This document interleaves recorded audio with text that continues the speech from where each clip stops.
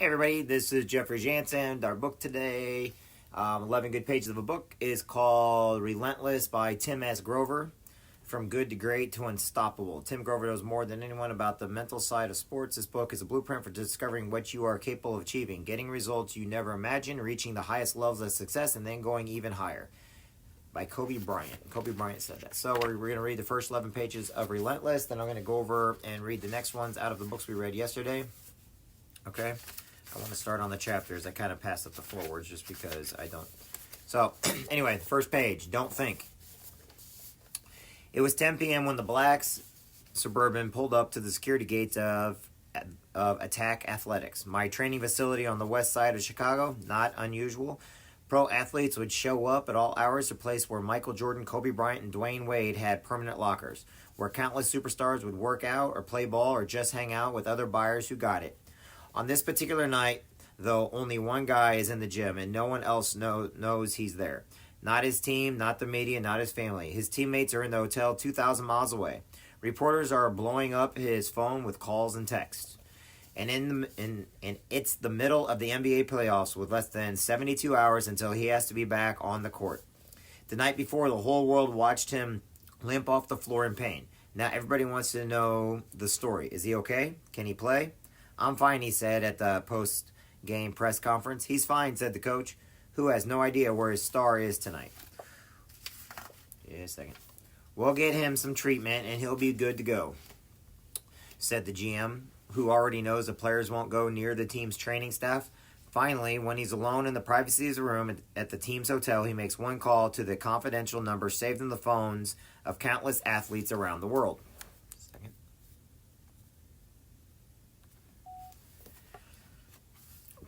Need some help, he says. How soon can you get here, he answered. Getting to me without anyone knowing is the easy part when you're an elite athlete. Call for a plane, grab your security guy, and go confidentially, guaranteed. Typically, the hard part comes when you arrive, whether you're in need of emergency intervention or as a long program or a psychological kick in the ass. Some guys arrive thinking they're going to fill out paperwork and stretch a little, and within the first hour, they've sweated through 3 t-shirts and they're puking in a trash can. But that night, the player and I knew the real issue wasn't physical. It's the end of the season. Everyone has injuries. And I'm now going to fix anything major in a few hours. And the team's training staff could have handled the usual aches and pains. Let's be honest. You don't secretly charter a plane and fly 2,000 miles to get iced and taped. We can adapt around the limitations. Here's how you adjust your shot. Push off this way. Land that way. Do this before the game. Do that at halftime. Get something done to the shoes. Ignore the pain for now. You're going to be uncomfortable. Get used to it. Lay out the whole script, leaving nothing to chance. If he follows the plan, he'll be physically ready to play, or as ready as he can be. But mentally, that's another story, and that's why he made the call to me. He's listening to all the talk about whether he'll be ready to go, whether he can get the job done, whether he's lost a few steps, and now he's not even sure himself. The pressure is getting to him. External pressure that distracts and derails, not the internal pressure that can drive you to overcome anything. And instead of shutting it all out and trusting his instincts and natural ability, he's thinking. He flew 2,000 miles to hear these 2 words. Don't think. You already know what you have to do, and you know how to do it. What's stopping you? To the best, whether it's sports or business or any other aspect of life, it's never enough to just get to the top. You have to stay there, and then you have to climb higher because there's always someone right behind you trying to catch up. Most people are willing to settle for good enough. But if you want to be unstoppable, those words mean nothing to you. Being the best means engineering your life so you never stop until you get what you want. And then you keep going until you get what's next. And then you go for even more. Relentless. If that describes you, this book is your life story. You're what I call a cleaner, the most intense and driven competitor imaginable. You refuse limitations. You quietly and forcefully do whatever it takes to get what you want. You understand the insatiable addiction to success. It defines your entire life. If that doesn't describe you yet, congratulations. You're on a life-changing journey to discover the power you already possess. This isn't about motivation. If you're reading this book, you're already motivated. Now you have to turn that into action. You can read clever motivational slogans all day and still have no idea how to get where you want to be. Wanting something won't get you anywhere. Trying to be someone you're not won't get you anywhere. Waiting for someone or something to light your fire won't get you anywhere. So how are you going to get there? Believe this. Everything you need to be great is already inside you. All your ambitions and secrets, your darkest dreams, you're waiting for you to just let go. What's stopping you? Most people give up because everyone has told them what they can't do, and it's easier to stay safe in comfort zone. So they sit on the fence, unable to decide, unable to act. But if you don't make a choice, the choice will be made for you. It's time to stop listening to what everyone else says about you, telling you what to do, how to act, how you should feel. Let them judge you by your results and nothing else. It's none of their business how you get where you're going. It's your relentless. There is no halfway, no could or should or maybe. Don't tell me the glass is half full or half empty. You either have something in the glass or you don't. Decide, commit, act, succeed, repeat. Decide, commit, act, succeed, repeat. Everything in this book is about raising your standard of excellence, going beyond what you already know and think, beyond what anyone else has tried to teach you. Kobe says he wants 6 rings. I want him to have 7. A guy tells me he wants to come back from an injury in 10 weeks. I'll get him there in 8. You want to drop 30 pounds? You'll drop 34. That's how you become unstoppable, by placing no limits on yourself, not just in sports, but everything you do. I want you more and get everything you crave. I don't care how good you think you are or how great others think you are. You can improve and you will. Anyone else could ever demand of you, knowing that every time you stop, you can still do more? You must do more. The minute your mind thinks done, your instinct says next. What you won't find in this book is a lot of garbage about passion and inner drive. I don't have any feel-good strategies for dreamers who love to talk about thinking outside the box. There is no box. I'm going to show you how to stop thinking about how you're going to think and do something instead. In these pages, you'll hear a lot about champions such as Michael Jordan and Kobe Bryant and Dwayne Wade and many other successful people in and out of sports. But this isn't a basketball book, and I'm not going to tell you how to be the next Michael Jordan. No one will ever be Michael Jordan. Kobe Bryant, Dwayne will be the first to agree. Will you ever play basketball like any of these guys? Probably not. Can you learn from their work ethics and relentless drive and uncompromising focus on their goals? Absolutely. Can you improve your chances of success by learning about others who succeed and those who didn't? Of course. Success isn't the same as talent. The world is full of incredible talented people who never succeed at anything. They show up, do what they do, and if it doesn't work out, they blame everyone else because they believe talent should be enough. It's not. If you want to be truly successful, you can't be content with pretty good. You need to find an extra gear. Look, I'm not a psychologist or a psychiatrist or a social worker. I didn't sit in a classroom for decades doing studies and collecting data to analyze and writing papers on the theories of excellence and elite performance. But I guarantee you that everything I know, everything in this book comes from unlimited access to some of the most excellent elite performers in the world. I understand how they think, how they learn, how they succeed and fail. What drives them to be relentless. It's not the pretty, but it's all the true. Everything I learned from them, everything I teach them, I'm sharing with you here. It's not science. It's raw animal instinct. This book is about following those instincts, facing the truth, and getting rid of the excuses that stand between you and your goals, no matter how complex or unattainable they may seem. No matter how many people tell you it can't be done, it can be done. Here's the key. I'm not going to tell you how to change. People don't change. I want you to trust who you already are and get to that zone where you can shut out all the noise, all the negativity and fear and distractions and lies and achieve whatever you want in whatever you do. To get you there, I'm going to talk about some provocative topics, and you'll get no apologies from me if that makes you uncomfortable. Success is about dealing with reality, facing your demons and addictions, and not putting a smiley face on everything you do. If you need a pat on the back and a good job to get your ass off the couch, this is not the book for you. Because if you want to be unstoppable, you have to face who you really are and make it work for you, not against you. Truly relentless people, the cleaners, are predators with dark sides that refuse to be taught to be good, and whether you know it or not, you do not have a dark side. Use it well, and it can be your greatest gift. If you're aiming to be the best at what you do, you can't worry about whether your actions will upset other people or what they'll think of you. We're talking about the emotion out of this. We're taking the emotion out of this and doing whatever it takes to get to where you want to be. Selfish, probably. Egocentric, definitely. If that's a problem for you, read the book and see if you feel differently afterwards. From this point, your strategy is to make everyone else get on your level. You're not going down to theirs. You're not competing with anyone else ever again. They're going to have to compete with you. From now on, the end result is all that matters. In the case of my late night visitor, he had lost his connection to that end result. He was so distracted by his fear of losing that he couldn't focus on what he had to do to win. Couldn't stem the wave of frustration and emotion that was drowning all his natural ability and confidence. His negativity on the court was evident. He was rolling his eyes at his teammates and coaches, grimacing as if he were dying out there. His teammates began to see that, and suddenly they were like troops marching into battle without their leader, completely shutting down. That's how great teams lose. The leader doesn't show up. It happens in business every day when the boss shows his frustration in meetings or snaps at his employees. He's not confident. He's not cool. He's not on his game. And it comes out in little ways he might think no one else perceives. But you can be sure everyone picks up on it and panics. How do you prevent this panic from turning into a total collapse? Sometimes you need to step away and get back to that calm, cool place where you're in a total control.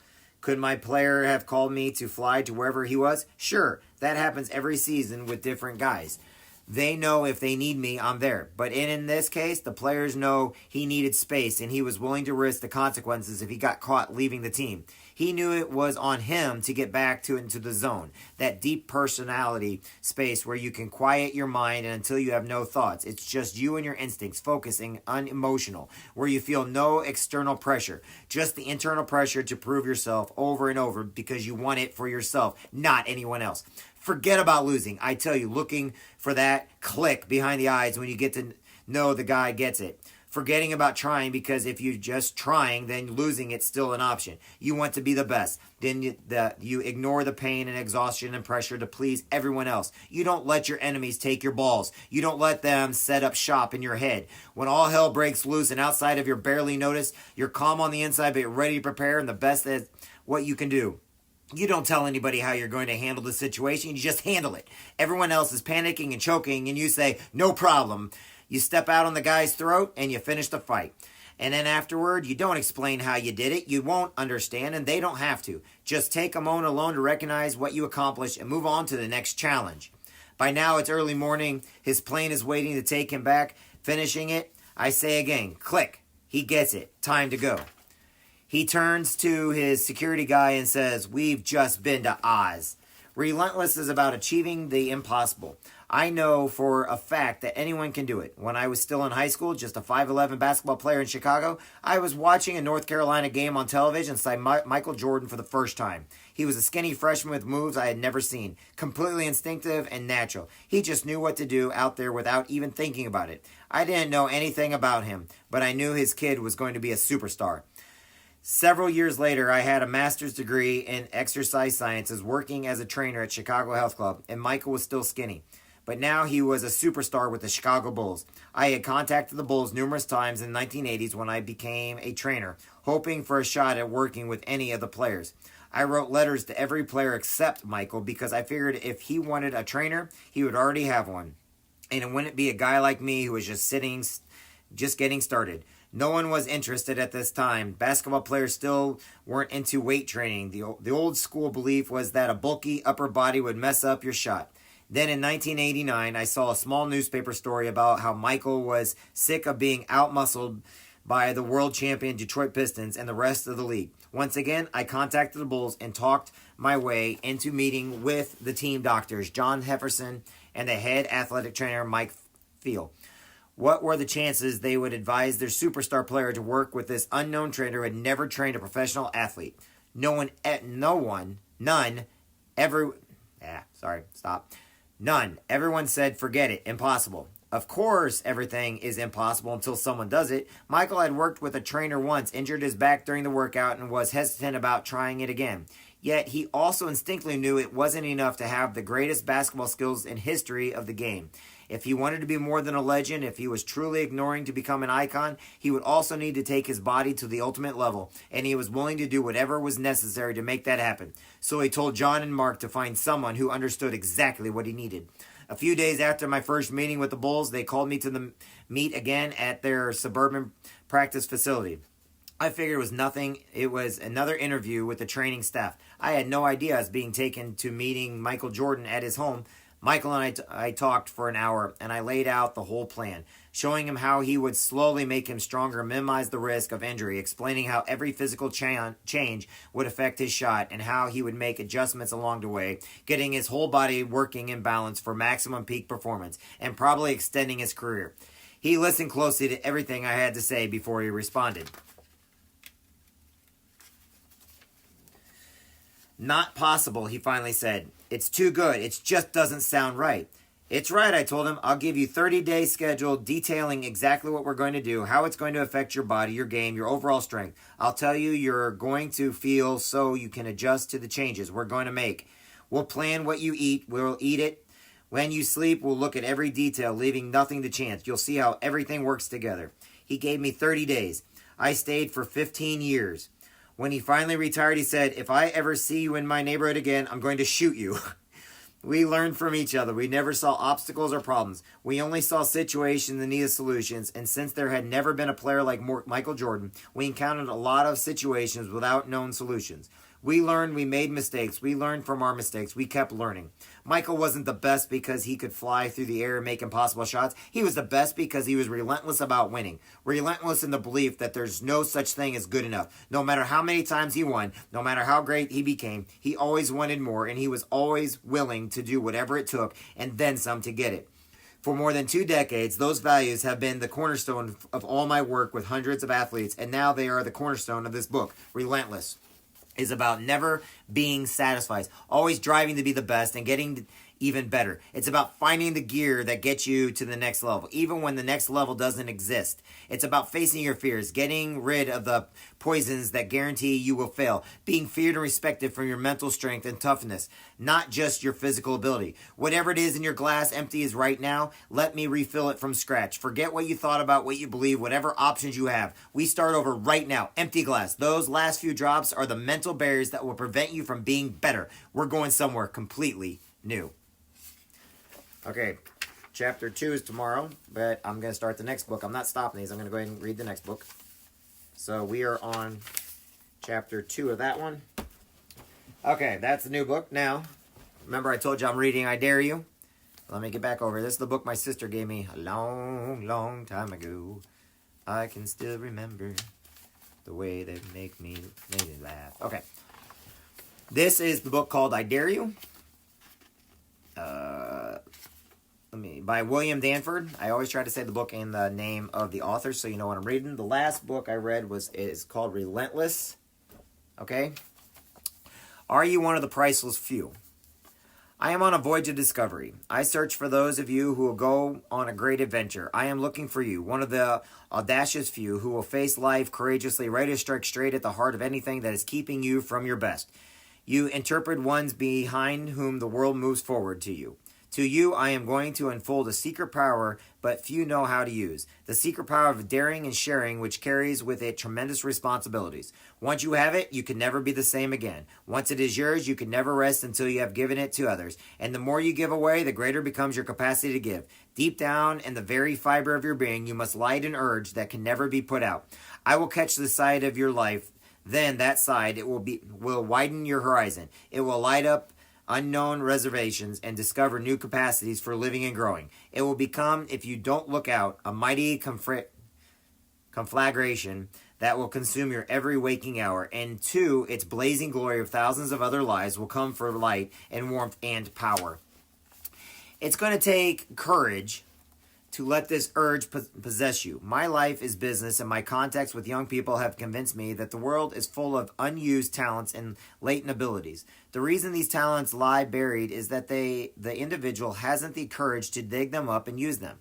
Everybody should be doing better than he is, but only a few dare. Prospects for gold tell us that gold is where they find it. It may be in the bed of a river or on the mountaintop. A prospector for courage tells us the same thing. The one who dares may be found in a cottage or in a castle. But wherever you live, whoever you are, whatever you have or have not, if you dare, you are challenged to enlist in a great cause. H.G. Wells tells how every human being can determine whether he has really succeeded in life. He says, wealth, notoriety, place, and power are no measure of success whatever. The only true measure of success is in the ratio between what we might have done and what we might have been on the one hand, and the thing we have made and the thing we have made of ourselves on the other. I want you to start a crusade in your life, to dare to be better. I maintain that you are a better, more capable person than you have demonstrated so far. The only reason why you are not the person you should be is you don't dare to be. Once you stop drifting with the crowd and face life courageously, life takes on a new significance. New forces take shape with you. New powers harness themselves for your service. Who wants to do unimportant and uninteresting things? Who even wants to gratify an ambition that has grown into passion for fame and fortune, to desire something permanent in life, to develop your gifts to the largest possible use? That's your dare. You have a wealth of possibilities, but maybe up to this time you have lacked a defined aim. You have a gun and plenty of ammunition. Now I dare you to aim at something worthy at the best that is in you.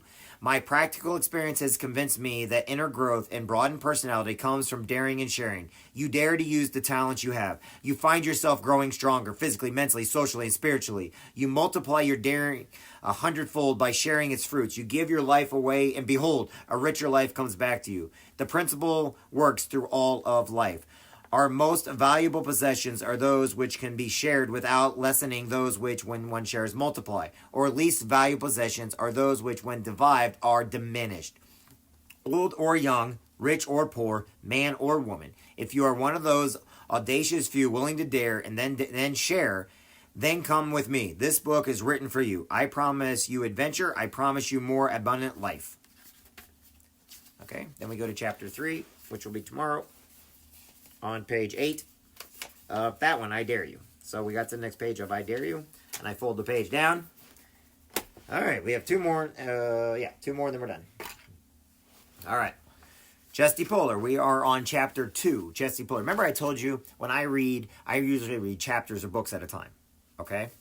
But I try to read 3 to 4 different chapters. Otherwise, I read the whole book through, and then I have to read it again and again and again in order to understand it.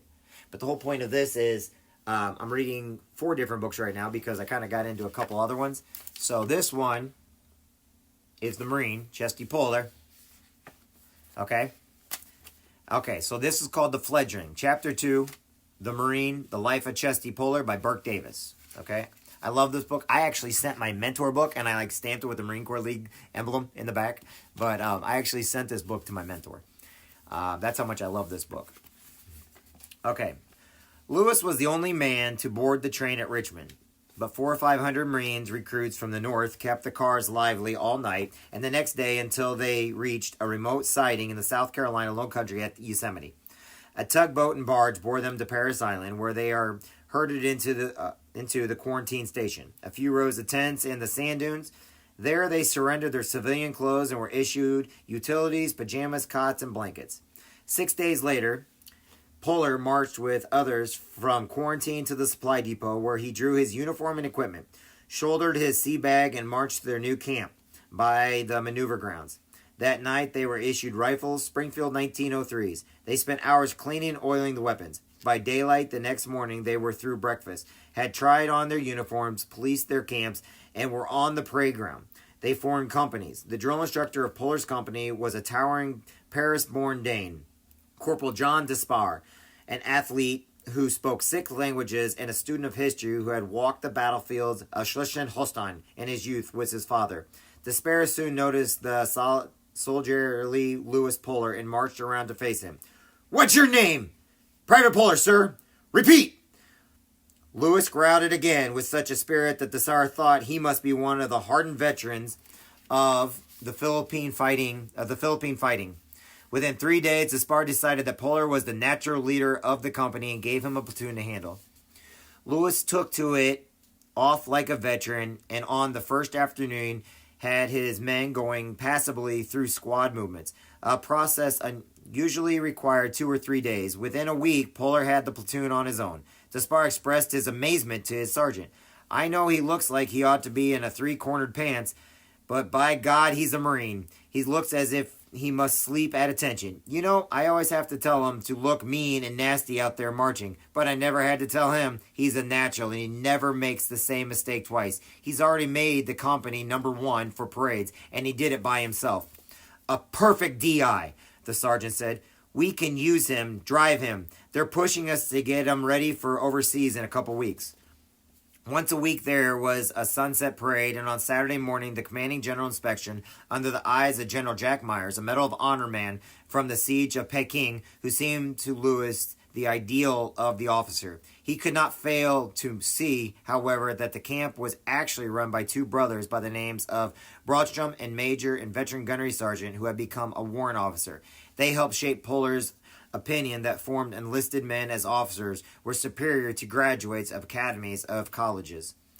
They trained at the recruit camp, went on for 2 months, following by 2 weeks off the rifle range, where an instructor stood over every recruit with a swagger stick.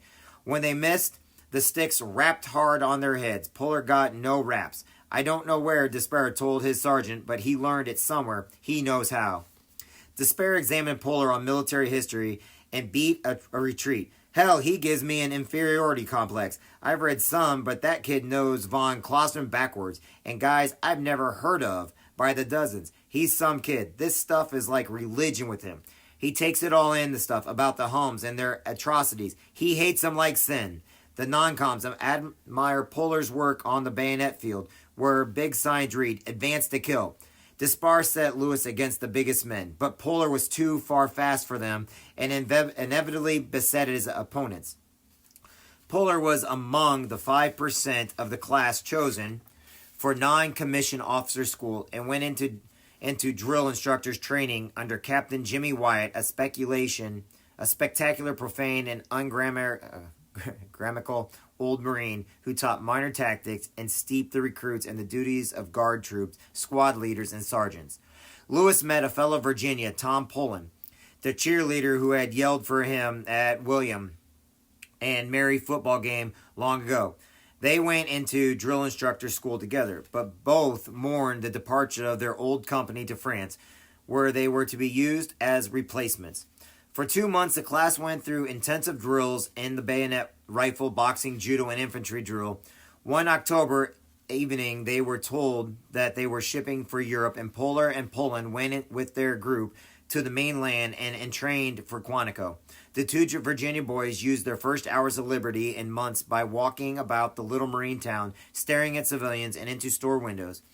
Then went into a restaurant where, after solemn deliberation, each ordered $1 worth of ham and eggs. Despite the obvious waning of the war in Europe, there were uncertainty, and the battalion remained on the base, training in trench warfare in the middle of ditches in sections dubbed the Chate Theory. One day, the men were told that their orders had come, and they packed to leave for home, New Jersey, to ship out for France. The move was postponed for several days until Armistice Day canceled the orders. The replacement battalion was then reinforced by other troops and sent to San Diego to help put down the rebellion there. San Domingo to help put down the rebellion there. But Puller was once more sidetracked from combat. He was detached and sent to the 3rd Officers Training School. He told Tom Puller, "I'm going to stay in the Corps. One way or another, I'm qualified for it. I don't know about civilian life." The winter was unusual bad, and the students spent much of it in the wet, snow-filled pits of Châteauthierry, learning the details of trench fighting. Lewis already began to suspect that General Pershing's real contribution in Europe was to get the Germans out of the trenches and return to open warfare after 4 years of senseless slaughter. Puller looked at the Virginia trenches with an eye to how they might be flanked and their occupants defeated. His instructors found that when called upon in class, he had ideas of his own, expressed them belligerently, and could not be influenced by rank or position. There were several gifted instructors: Captain William Repetorius, who had become a Marine general; Eric Jansen, the future movie star; Dr. Frank Graham, a future university president and the United Nations official; and Franz Parkin, who became head of the National Council of Independent Schools. Puller graduated in June, ranking 128th in his class with the final average of 2.91. He became a second lieutenant on June 4th. 2 weeks later, when he had finished machine gun school, the end of the war brought a huge cut in the Marine Corps.